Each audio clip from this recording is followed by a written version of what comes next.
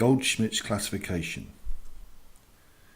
Victor Goldschmidt has often been called the founder of modern geochemistry.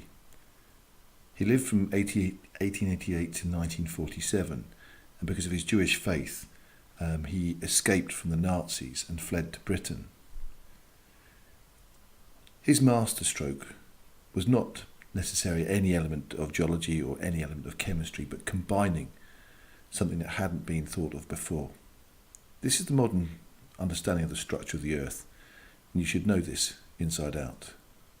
First of all, the outer layer, the thinnest layer, the crust.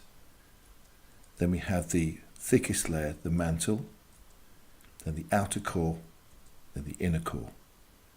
You should know the physical properties of these, whether they're solid, liquid, or partially molten.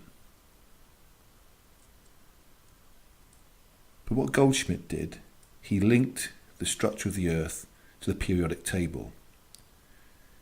He understood that there were four main types of elements that formed the different zones of the Earth. The first, and probably the one that we have least to do with, are the atmophile elements.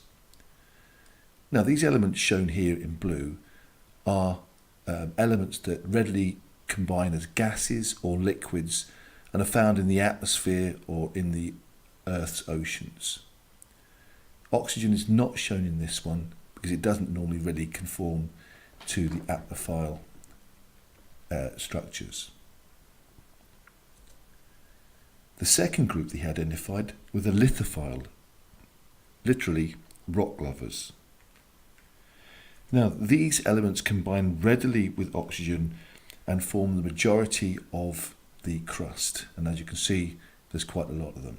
Silicon and oxygen form 75% of all the rocks on the Earth's surface. The next group he called the chalcophiles. These are ore-loving, ore in the sense of O-R-E, rocks that form important deposits that we can use. These readily combine with sulfur to produce these very important deposits.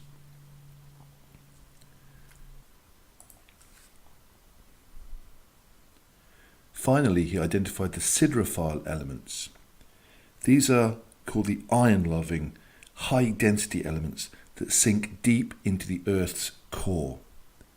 They're very rarely found on the Earth's crust. Where they are found, they form important deposits, very wealthy deposits. And finally, as you can see from the diagram here, we can identify where the majority of these elements are found. The lithophiles are formed primarily in the crust and mantle, whereas the siderophiles form deep in the inner core.